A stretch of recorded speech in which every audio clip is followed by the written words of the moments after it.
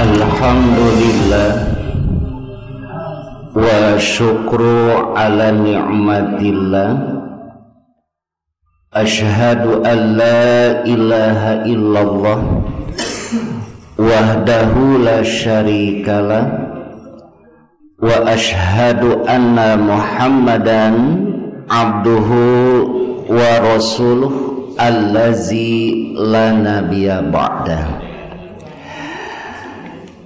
Tema kajian pada kesempatan kali ini berkaitan dengan tanda seorang hamba dimurkai Allah Subhanahu wa ta'ala.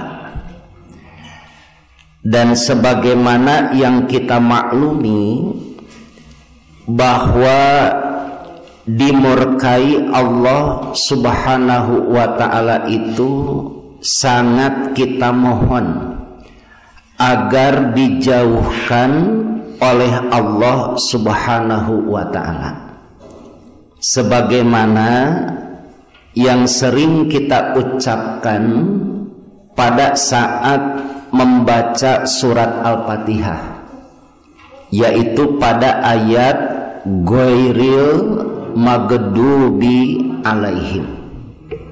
Itu mengandung satu permohonan bahwa jangan sampai kita sebagai seorang hamba termasuk golongan orang-orang yang dimurkai sebagaimana orang-orang Yahudi.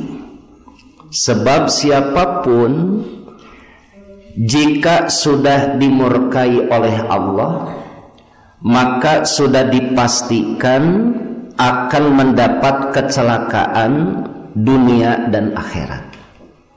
Karena itu, sebagai upaya agar kita tidak termasuk golongan hamba yang dimurkai Allah Subhanahu wa ta'ala, perlu kiranya kita mengetahui apa saja tanda seorang hamba dimurkai Allah Subhanahu wa ta'ala. Dan semoga saja dengan pembahasan ini, ibu bapak, bisa dijadikan bahan yang kita tapakuri masing-masing. Jika memang ada 1, 2, 3 tanda pada diri kita, paling tidak kita hilangkan. Tapi jika sampai tidak ada, syukur alhamdulillah, tinggal kita menjaga dan memelihara agar jangan sampai ada satu saja tanda hamba dimurkai Allah pada diri kita. Nah, berdasarkan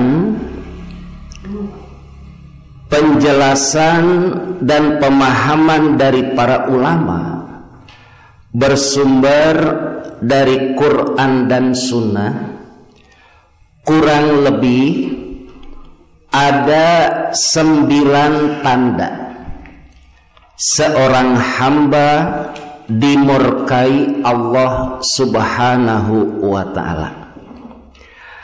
Apa saja 9 tanda seorang hamba dimurkai Allah itu?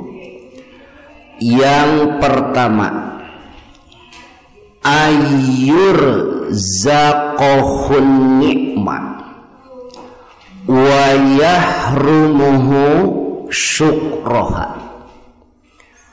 Ayyurzaqahun ni'mah, dia diberi berbagai macam kenikmatan, wa yahrumuhu, tapi dia tidak mau syukroha, mensyukurinya. Itu merupakan tanda pertama.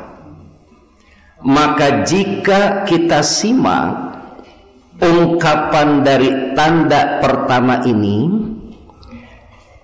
ukuran seorang hamba dimurkai Allah itu ketika dia diberi berbagai macam kenikmatan berlebih oleh Allah Subhanahu wa ta'ala dari segi urusan duniawi.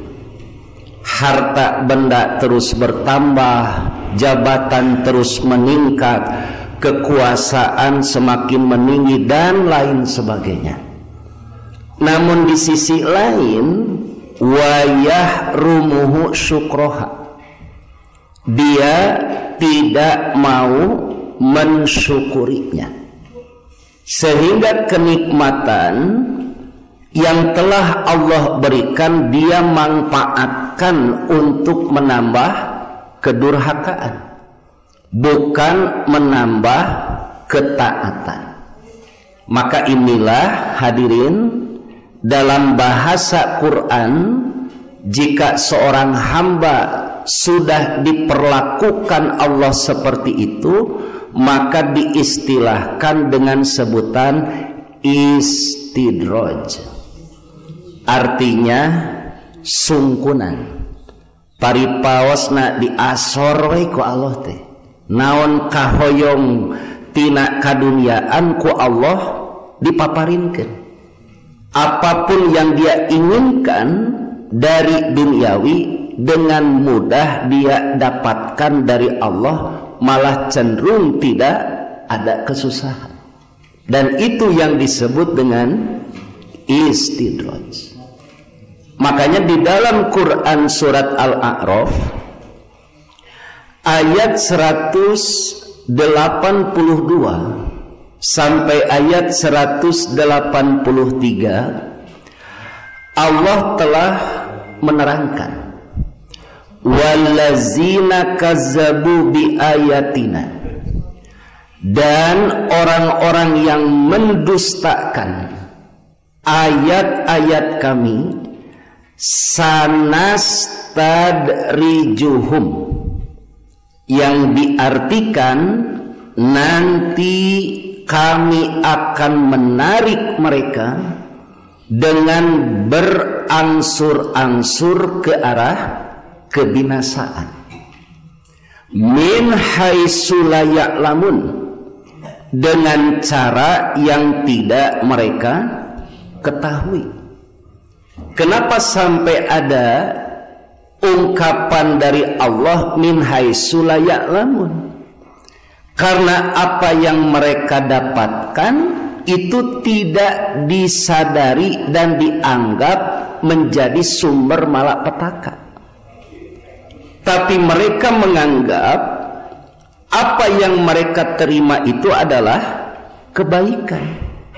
Seperti halnya harta benda melimpah, kekayaan terus bertambah, apapun urusan dunia yang bertambah mereka anggap itu merupakan kebaikan, tidak dianggap sebagai sumber malapetaka dan kecelakaan. Makanya Allah mengakhiri ungkapan ayat 182 ini dengan kalimat min haitsu la ya'lamun. Mun da teh di rumaoskeun atuh Pak. Beunghar dianggap Allah nuju nyaah tuh gitu. Harta benda bertambah Allah nuju cinta gitu sok sanajan doraka.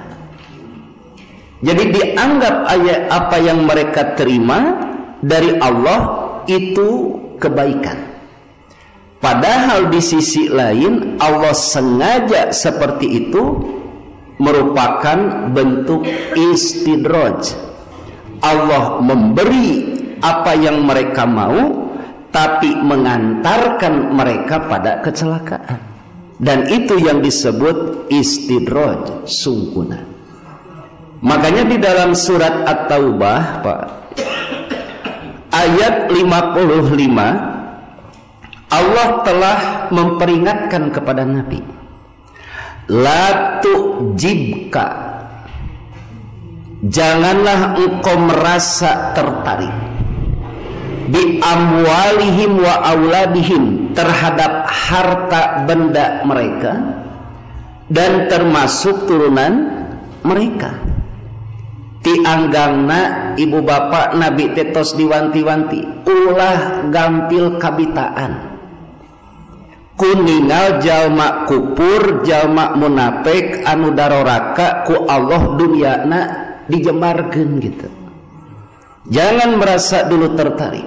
Kenapa? Innama yuridullahu liyu'azzibu biha fil hayati dunya. Sebab dengan semakin ditambah terus urusan dunia, entah itu harta bendanya, entah itu turunannya, Allah hendak atau bermaksud untuk mengazab mereka. Dengan hal itu fil hayati dunia, dalam kehidupan dunia.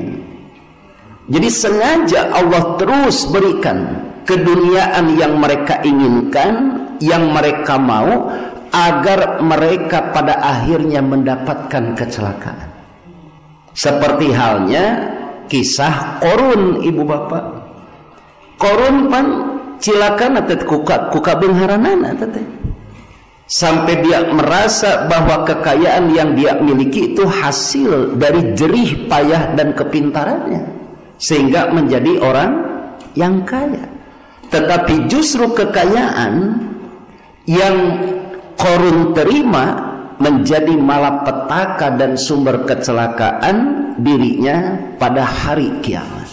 Malah dengan kekayaan yang didapatkan oleh Korun itu menjadikan dia termasuk golongan orang-orang yang dilaknat oleh Allah. Makanya pelajaran ibu bapak yang kita bisa ambil dari keterangan ini menunjukkan bahwa jangan dulu dianggap duniawi yang kita terima dari Allah itu pertanda Allah sedang memberi kebaikan kepada kita. Jika seandainya apa yang kita terima tidak bisa kita syukuri. Numawi kedah hariwang pak, mun ayeuna kasebatkeun jalmi usahana gampang maju, gitu kan? Beunghar ngadadak, naon nu hoyong tina kadunyaan meni asa gampang teh kitu, paripaosna. Tapi di sisi lain dia durhaka kepada Allah tah, eta mah kudu hariwang tanu kitu. Karena bisa jadi apa yang dia terima Allah sengaja untuk menjerumuskan dirinya pada kecelakaan, bukan pada kebaikan. Makanya kan Rasulullah Shallallahu Alaihi Wasallam beliau pernah menyampaikan bahwa Allah Subhanahu Wa Taala akan mengurus urusan dunia orang mukmin, wa huwa yuhibbuhu, karena dia sangat mencintai orang mukmin itu, kama tahmi marba, sebagaimana engkau menjaga orang yang sakit dalam urusan makan dan minumnya. Orang mukmin mah urusan dunia dijaga ku Allah. Seperti apa Allah menjaga urusan dunia orang mukmin? Seperti halnya orang yang sedang diberi kepercayaan untuk menjaga dan merawat orang yang sakit dalam urusan makan dan minum. Ku ibu bapak ge pantos kahartosnya, upami dipercanten ngajagi jalmi nu teu damang pantes sagala disokeun ka jalmi nu teu damang teh, gitu kan? Tapi ku ibu bapak teh pan diwilah mana tuangan nu nyehatkeun, mana tuangan anu dipanyawakeun. Nu nyehatkeunana name dipasihkeun, anu nyanak dipanyawakeunana name dipikeun atawa dihuapkeun ka sorangan. Kitu pan biasa nama. Kenapa hal itu dilakukan? Karena bagi yang menjaga tahu persis makanan dan minuman yang membawa penyakit yang mana, yang menyehatkan yang mana, sehingga diwilah pan ibu bapaknya dipilih gitu kan, pariposna sangkan memang teu nambih panyawatan. Maka seperti itulah Allah menjaga urusan dunia orang mukmin gitu. Kenapa seringkali kita merasa da orang teh hayang gitu karena urusan dunia ieu teh siga halna usaha yang maju gitu. Tapi namanya asa gejed-gejed wae tong kasuudon Pak. Tiasa janten Allah teh ngahaja we masihan kaduniaan ka urang teh tiasa janten anu dipikahoyong ku urang teh teu acan tangtos nyana kana kasayan. Tapi tiasa janten anu ku urang dipikahoyong teh Allah mah langkung uninga eta bakal janten sumber kacilakaan kanggo diri urang. Siga halna nu teu damang sok anu teu damang mapan ibu bapanya sagala hoyong da loba panasaranana. Sabab naon? Sabab beuki dicarek ku dokter teh beuki panasaran. Gitu. Lain beuki merot anu teu damang mah justru beuki dicarek teh beuki panasaran teh. Bapak ulah nuang anunya wayahna ieu teh beuki panasaran hayang nyobaan eta kumaha rasana gitu. Tapi kan anu ngajagi mah terang persis Pak. Eta teh pipanyawateun moal dibikeun ku kumaha ge sok sanajan dipikahoyong. Maka seperti itulah Allah menjaga urusan dunia orang yang beriman. Berbeda ketika Allah sudah tidak lagi peduli pada seorang hamba akan kecelakaan dan keselamatannya dalam urusan dunia. Seperti apa tidak pedulinya Allah dalam urusan dunia terhadap seorang hamba, yaitu ayurzaqohu nikmah. Dia akan berikan semua kenikmatan yang dia inginkan, dunia yang mereka harapkan dengan begitu mudahnya, walaupun di sisi lain dia termasuk golongan orang-orang yang durhaka. Maka inilah mungkin tanda yang pertama seorang hamba dimurkai oleh Allah itu bisa dilihat dari seberapa banyak Allah memberikan kenikmatan dunia, tapi di sisi lain dia menjadi hamba yang sangat durhaka kepada Allah. Maka inilah yang disebut dengan istidraj. Yang kedua, ibu bapak, tanda seorang hamba dimurkai Allah itu adalah ayatamada fi isyanihi. Dia berlebih-lebihan di dalam melakukan kemaksiatan, wa goyihi dan penyimpangan, wa dolalihi dan kesesatan. Pala yantakilu min maksiatin. Dia tidak berhenti dari kemaksiatan illa melainkan ila ukhtiha, dia melakukan kemaksiatan yang serupa. Wala yuwafiqu ila taubati, dia tidak punya keinginan untuk bertaubat. Wa yamutu ala zalika, sehingga dia pun wafat ala zalika, dalam keadaan seperti itu. Maka tanda seorang hamba dimurkai oleh Allah itu adalah tidak berhenti dari kemaksiatan yang dilakukan, malah ketika ditegur untuk berhenti dari kemaksiatan, malah dia melakukan kemaksiatan yang lainnya. Jadi aya istilah Pak, maksiatnya dimodifikasi sedemikian rupa. Pajarkeun teh sangkan ulah bosen migawe maksiat teh. Ngahaja di rekayasa sedemikian rupa, dimodifikasi dan lain sebagainya. Bukan berhenti, malah justru menambah kemaksiatan yang serupa dengan bentuk yang berbeda. Angar maksiat nama itu bisa jalan. Padahal di sisi lain dia sudah banyak menerima peringatan untuk berhenti dari kemaksiatan.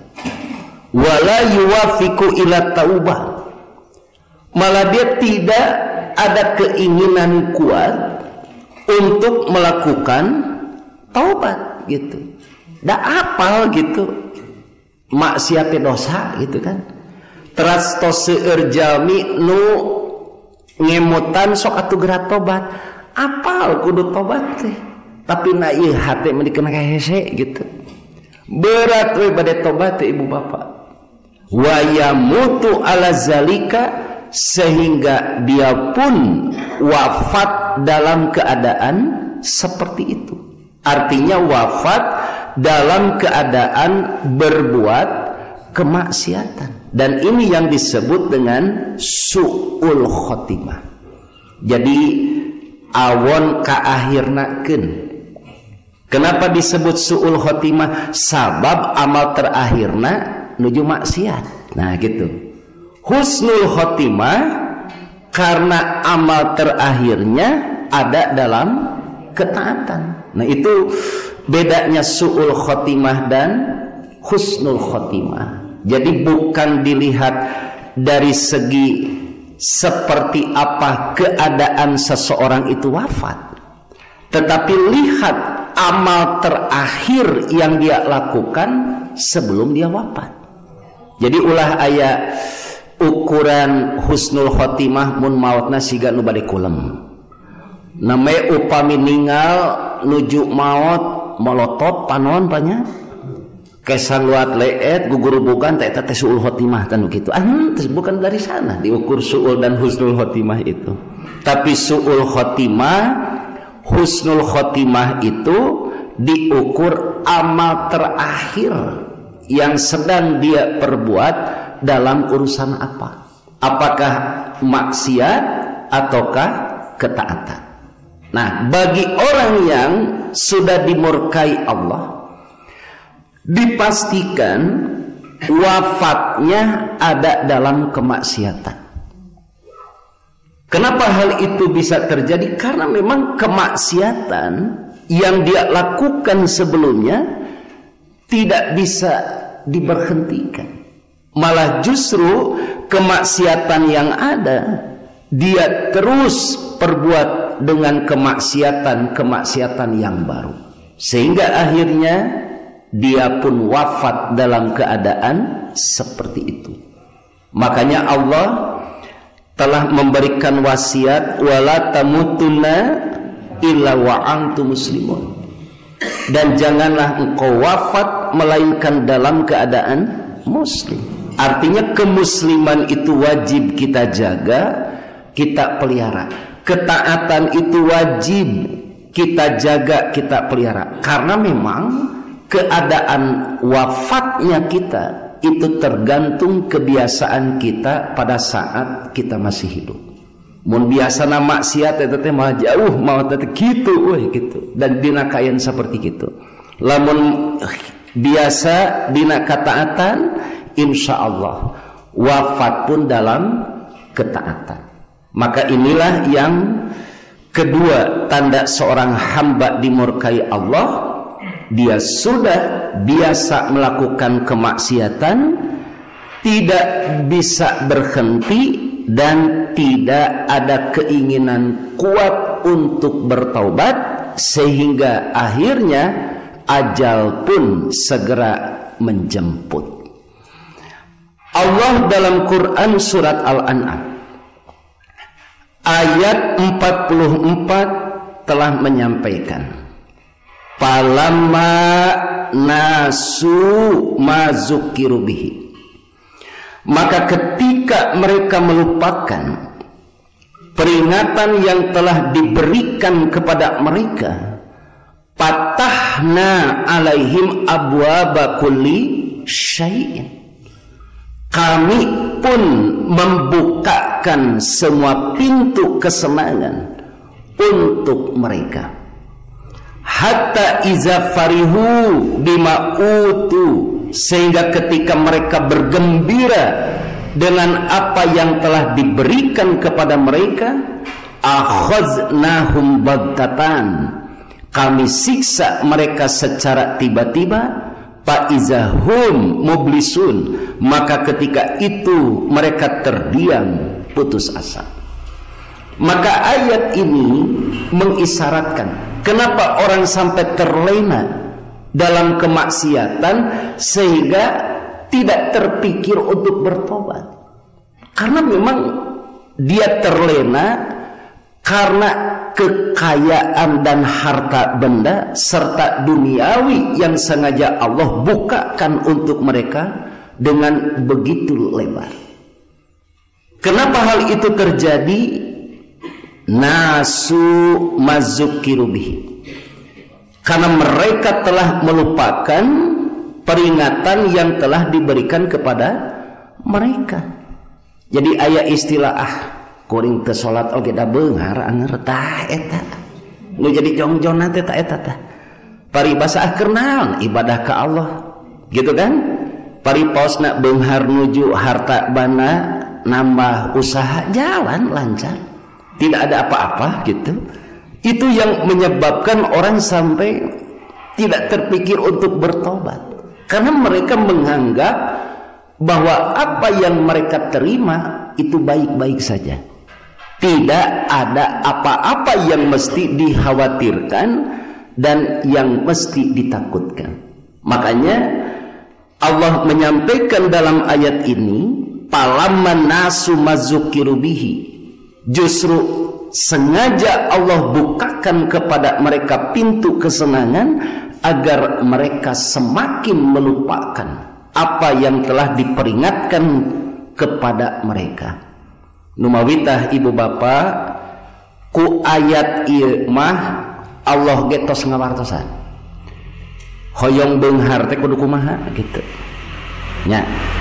Ibu bapak teh kedah nepangan ka dukun hoyong beunghar mah. Amalkeun ayat ieu beunghar. Kumaha carana doraka we sok. Kitu sok. Ieu pan kieu pan janji Allah ieu teh. Janji Allah pan. Palamma nasu ma zukiru bihi, ketika mereka melupakan peringatan yang telah diberikan kepada mereka, patahna alaihim abwaba kulli syai'in, da ku Allah ge dibukakeun panto-panto kesenangan mah. Berarti dibukakannya pintu-pintu kesenangan ketika nasu mazukiru bihi. Nu mawi hoyong beunghar mah gampang Pak, doraka we sok kitu. Pariposna jangan diingat-ingat peringatan dari Allah itu, lupakan semua. Tong mertimbangkeun halal haram dosa henteu wah gabre we gitulah. Sok sigana mah beunghar teh kancang gitu teh gitu. Gitu kan. Nah, tapi justru Allah di sini mengancam. Nah, iza parihu bima utu akhadnahum baghtatan. Ketika sudah merasa gembira, Allah pun akan menyiksa mereka dengan secara tiba-tiba. Makanya Pak, ini sebagai pelajaran penting dari ayat ini. Beunghar mah teu aya urusan jeung soleh henteu gitu. Numawi ibu bapak ngawulangkeun ka murang kalih cobi materi pangajaranana robih. Ulah aya pangajaran kieu jang hayang beunghar atuh kudu sing soleh teh salah teh. Asli salah ibu bapak teh. Cing soleh atuh hayang beunghar mah teh salah teh. Pangajaran gitu teh. Naon sababna? Sabab ari beunghar mah Pak teu aya urusan soleh jeung henteu. Tidak ada urusan soleh tidaknya berkaitan dengan duniawi. Sok ku bapak tiasa katawisnya lamun nya kabeungharan teh ditangtukeun ku kasolehan jalma, 10 golongan jalma nu kasebutkeun pangbeungharna sa alam dunya kudu ditempatan ku jalma-jalma nu saleh. Gitu kan? Urutan pertama, kedua, 3 sampai 10 we ieu mah. Aya nu kasebutkeun jalma nu pangbeungharna sa alam dunya nu sok tahajud unggal peuting henteu. Kabeh we jalma kufur gitu. Berarti ini menandakan bahwa kesolehan itu tidak ada kaitan dengan duniawi. Gitu, Pak. Tetapi kesolehan itu berkaitan dengan kemanfaatan kelak nanti di kehidupan akhirat. Ngarah barokah nak urang mah gitu. Bukan masalah tentang kesenangan semata dari kehidupan duniawi. Makanya ketika sudah melupakan peringatan yang telah diberikan kepada mereka, maka Allah pun membukakan semua pintu kesenangan untuk mereka. Nu ngawi mah parinan pangajaran ka budak teh kitu we, jang hayang beunghar sok sing doraka ujang. Gitu. Ada yang beunghar hadapan janji ya mati ayat. Tapi nacenanya paripasana hirup urang sadaya teh beungharan teh sangsang heuda urang mah dorakana satengah-satengah. Kitu hungkul atuh si doraka teh siga Firaun atuh sugan. Gitu kan. Anda abdi tos doraka cenah tapi teu beunghar heuda dorakana urang mah satengah-satengah. Mata beunghareun teh sangsara henteu di tengah we udah dorakana ge satengah. Tapi sok atuh doraka teh siga Firaun sakalian gerah puguh gitu. Allah ngazabna gitu kan. Nah itulah ibu bapak. Dan jika memang kita tapakuri bersama, makanya sangat dikhawatirkan ketika kemaksiatan terus merajalela, tidak bisa berhenti, tidak mau bertobat. Padahal di sisi lain Allah tidak pernah memberhentikan kenikmatan dengan berbagai macamnya, maka itu bisa jadi hal itu pertanda Allah sudah murka. 3, ibu bapak, tanda seorang hamba dimurkai Allah itu adalah an la yuzala musahiban.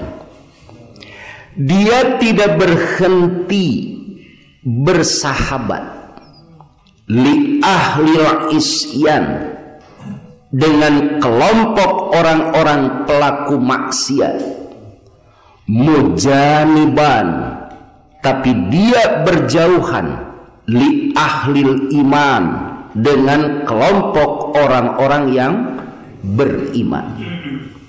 Artinya tanda seorang hamba dimurkai Allah itu ketika Allah memberikan seorang sahabat dari ahlul isyan, tapi tidak ada seorang pun yang menjadi sahabat li ahlil iman.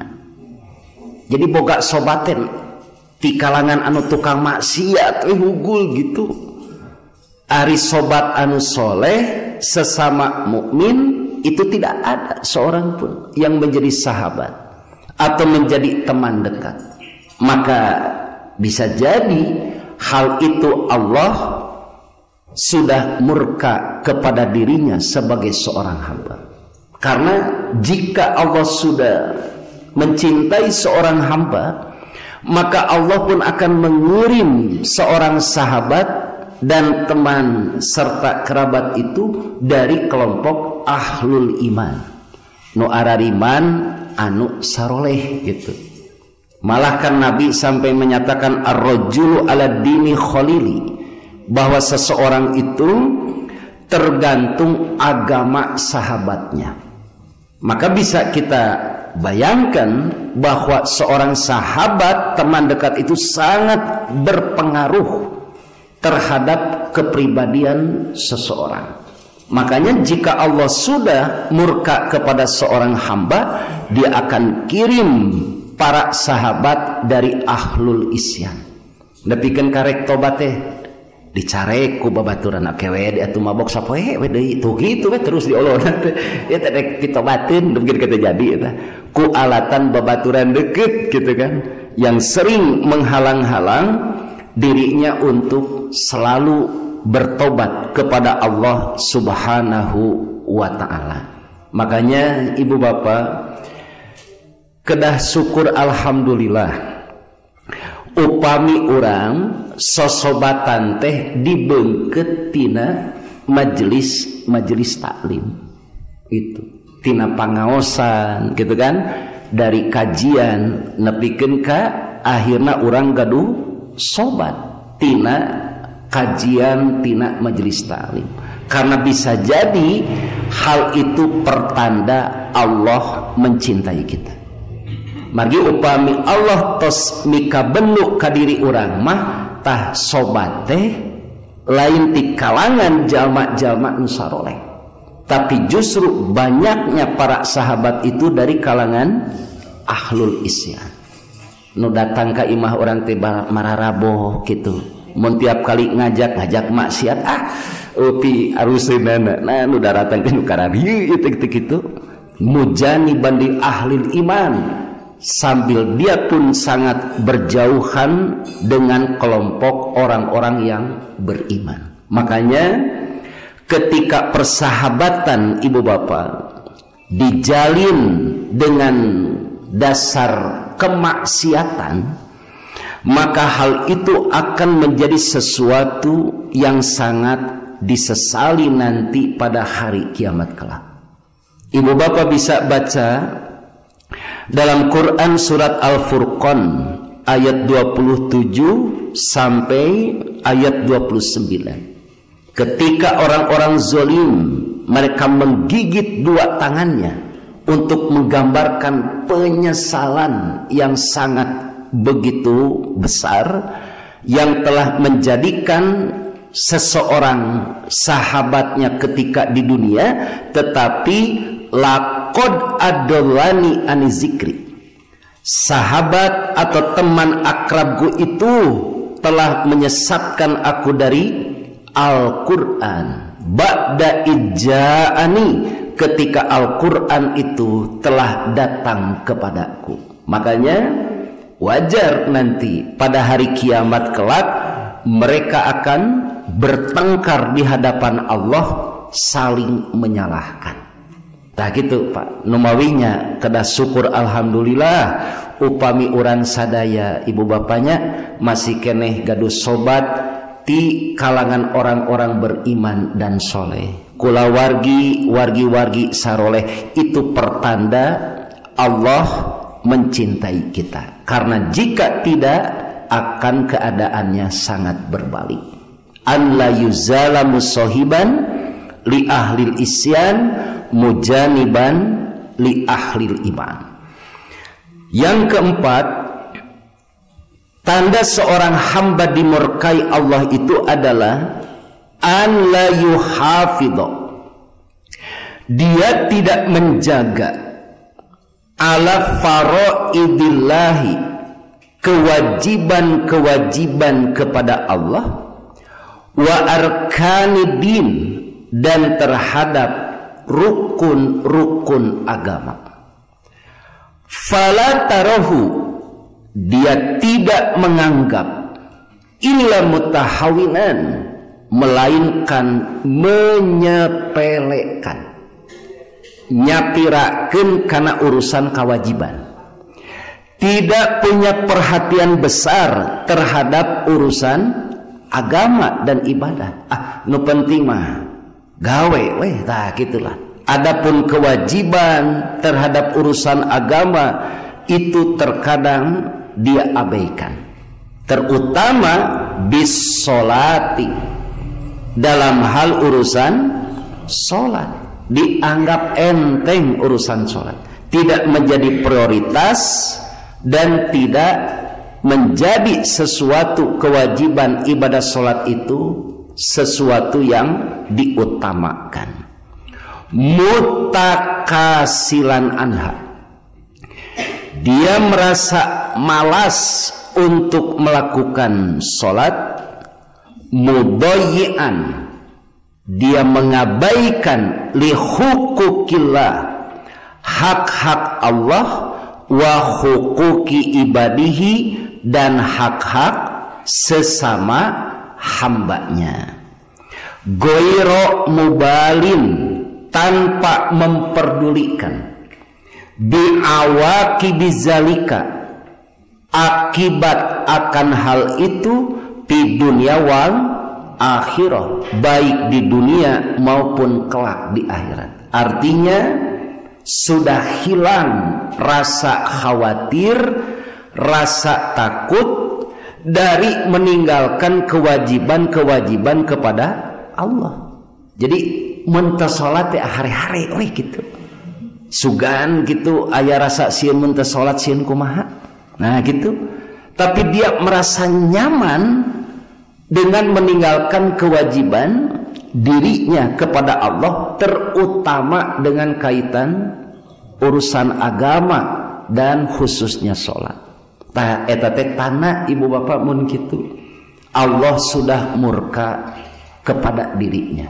Ketika kewajiban dia abaikan, kepada Allah kewajibannya dia telantarkan tanpa ada sedikit pun kekhawatiran, ketakutan akan akibat melakukan hal itu.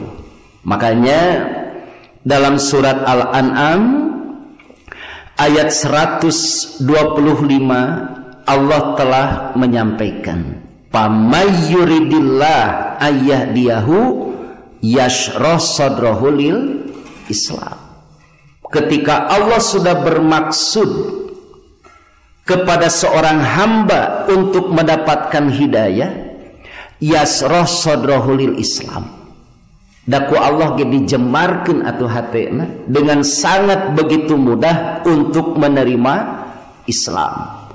Wa may yurid ayyudillahu, tapi sebaliknya ketika Allah sudah berkehendak kepada seorang hamba atas kesesatannya, nyasarkeun yaj'al sadrahu dayiqan kharajan, maka dia jadikan dadanya sempit dan sesak, ka'annama yas'adu fis sama, seakan-akan dia sedang mendaki ke langit.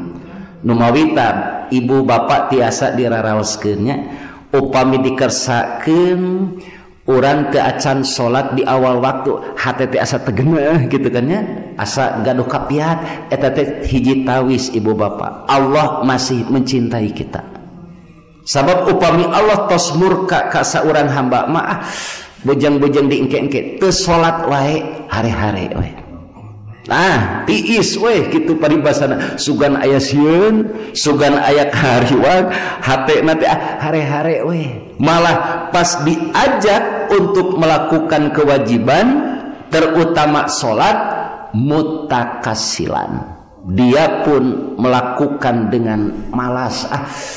Paripaosna meuli asa kapaksa we ngalakukeun kewajiban teh. Eta oge aya nu maksa puguhan. Lamun teh anu maksa mah moal we sugan mah gitu. Nah, itu tanda seorang hamba dimurkai Allah. Nah, itu ibu bapak, nauzubillahi min dzalik, banyak upami dugikeun ka kitu.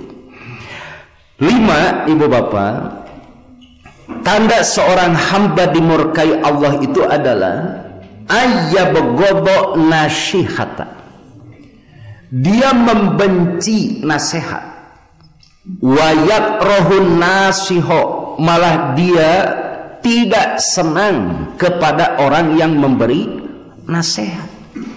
Dinasehatan amak ka anu nasehatan ngewa. Itu Pak.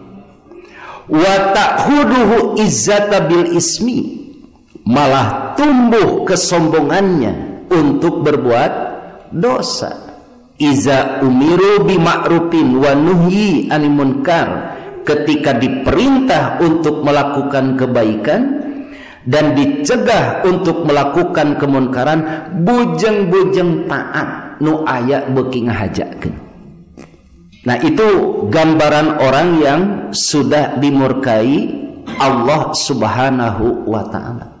Makanya dalam Quran surat Al-Baqarah ayat 206 Allah pun telah mengisyaratkan, wa iza qila lahu, dan apabila dikatakan kepadanya ittaqillah, bertakwalah kepada Allah. Mun bahasa sadidinten urang sadaya Pak, ungkapan ittaqillah teh siga kieu, sing soleh atuh gitu. Seperti halnya nasihat yang sering disampaikan orang tua kepada anaknya, tapi akhazathul izzatu bil ismi, diberi nasihat agar bertakwa kepada Allah itu justru bangkitlah kesombongannya, bil ismi, untuk berbuat dosa. Maksudnya apa? Bagi ngahajakeun gitu.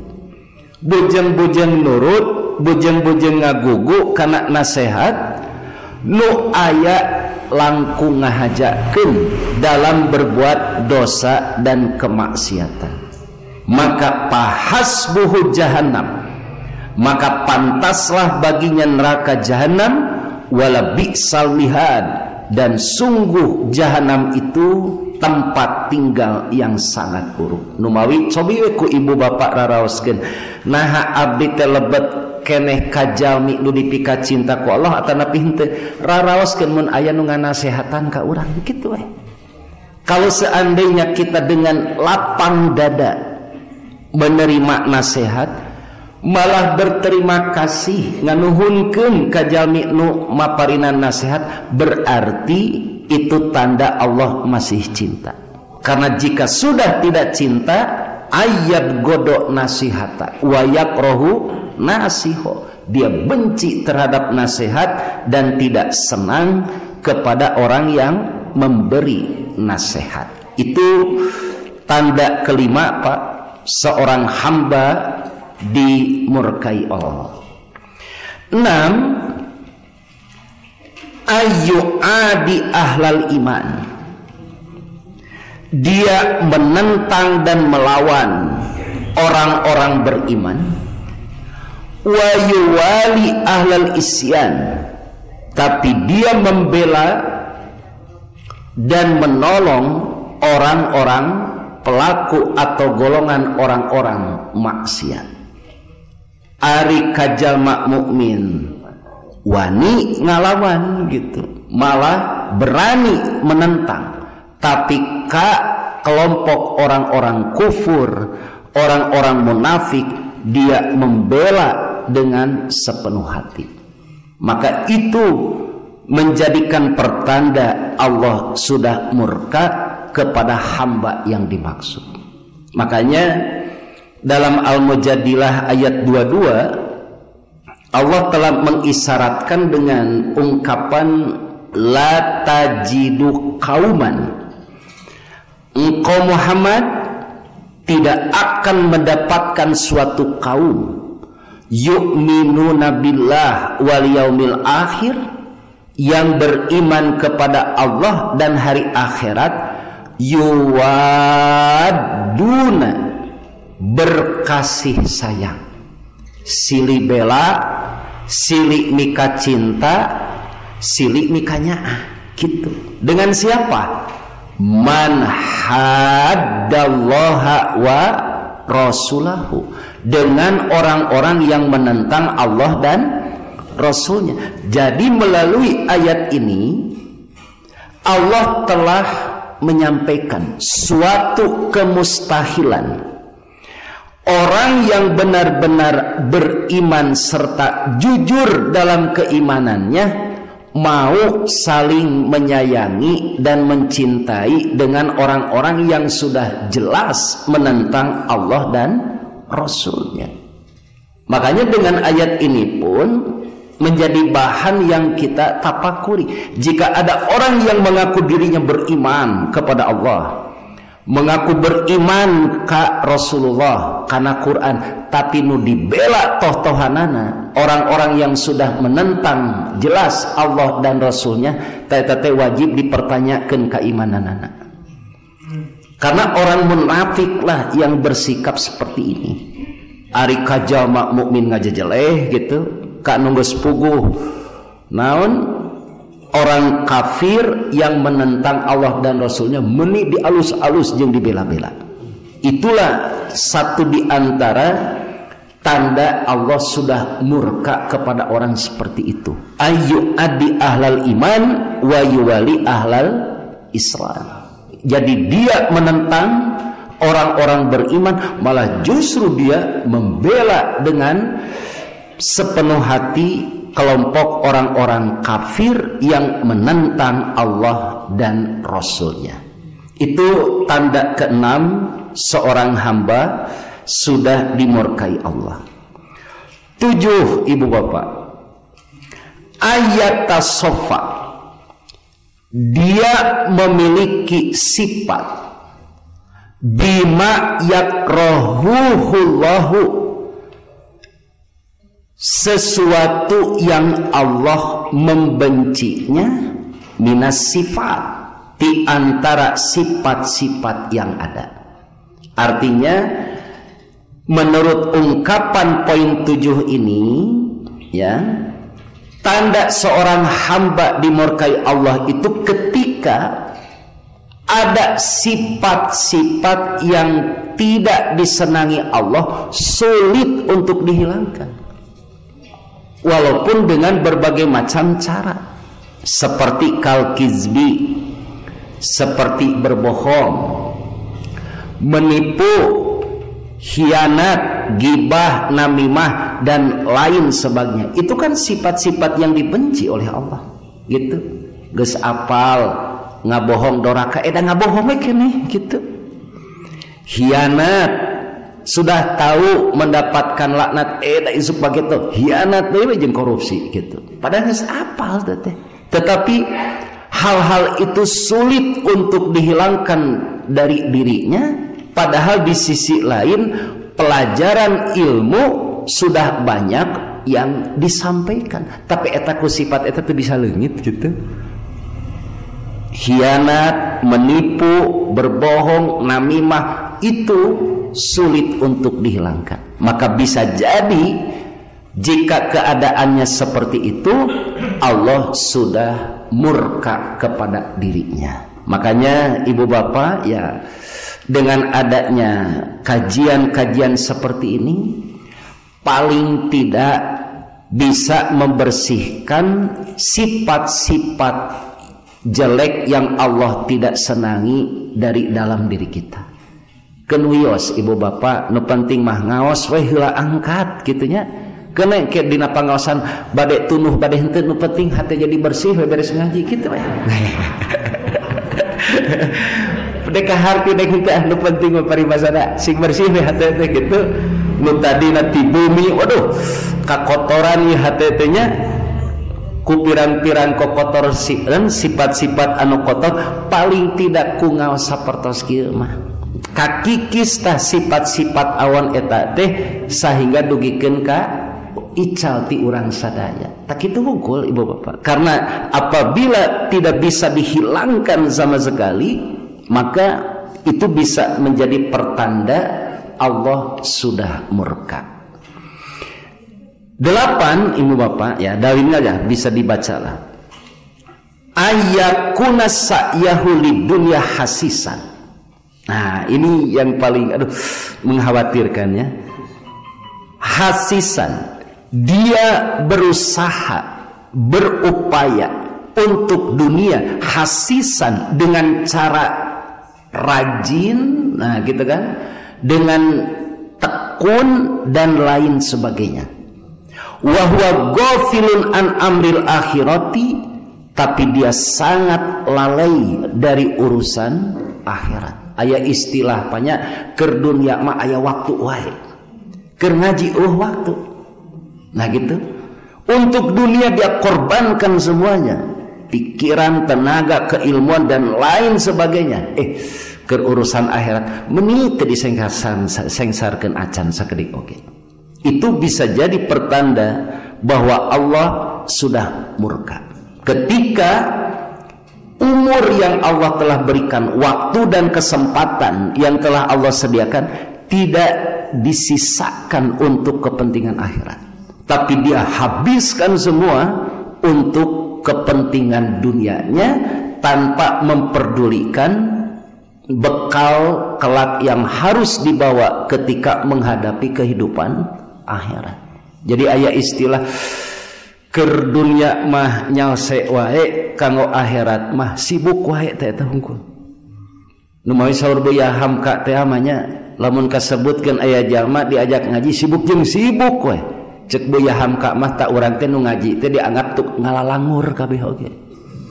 Nu tukang ngaji teh cek Buya Hamka mah mun aya jalma diajak ngaji jawabanna teh sibuk jeung sibuk, tak urang teh nu sok ngaji teh dianggap ngalalangur cenah ieu teh. Pangangguran hungkul tukang ngaji mah cenah. sabab teu boga kasibukan. Matak ta ibu bapak ieu kada janten pangajaran. Mun aya nu ngajik alim kudu cing alus nyeun alasan. Ulah alasanana sibuk. Naon sababna? Sabab lamun alasanana sibuk berarti nganggap kanu ngaji teh pangangguran kabeh oge aya waktu wae cenanya ngaji wae.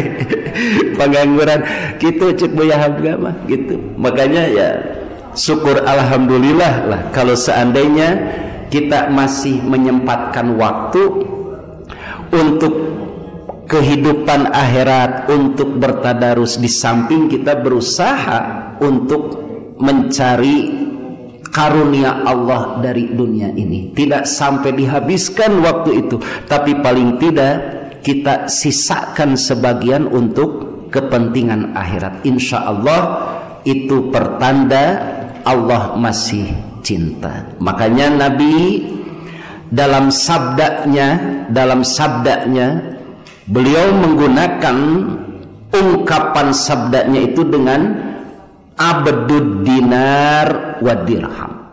Kenapa diungkap dengan abdun yang kita artikan hamba, untuk menandakan bahwa orang yang dimaksud dalam hadis itu sudah mencurahkan semuanya untuk mendapatkan keuntungan dunia dan tidak menyisakan sebagian yang dia miliki untuk kepentingan akhiratnya. Makanya inilah kenapa para ulama memasukkan tanda seorang hamba dimurkai Allah itu ketika urusan dunia dia sangat tekun, rajin dalam mengusahakannya, wa huwa ghafilun an amril akhirati, tapi karena akhirat mah bujeng-bujeng diperhatoskeun, diemutan wae ge henteu, malah justru tidak ada waktu untuk akhirat.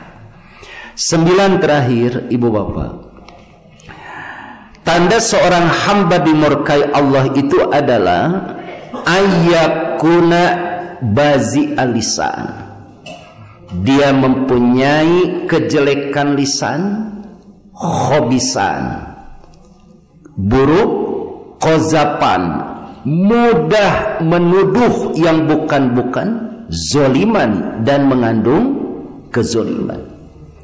Yattaqiyahun nasu, sampai orang-orang itu menjauhinya, lifuhshihi, karena kejelekan ucapannya, wasu'i usratihi, dan jelek dalam pergaulannya, wa kasrati zulmihi, dan banyak mendolimnya, wa ta'diyahu hududallah, dan dia selalu melewati batas-batas Allah. Jadi aya istilah kilah ringkas nama, aya istilah batur teh ngajauhan sabab hoream, lamun kali tiap kali deket nganyeri hate keun wae ku ucapanana.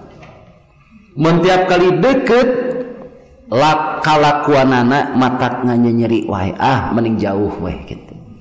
Maka jika hal itu sampai terjadi, bisa jadi hal itu pertanda bahwa Allah sudah murka. Karena dalam hadis di bawah, riwayat muttafaq alaih, pada hadis yang sangat begitu panjang, Abu Hurairah menyampaikan secara marfu. Dalam arti secara marfu itu apa yang disampaikan oleh Abu Hurairah ada sandarannya dari sabda Nabi secara langsung.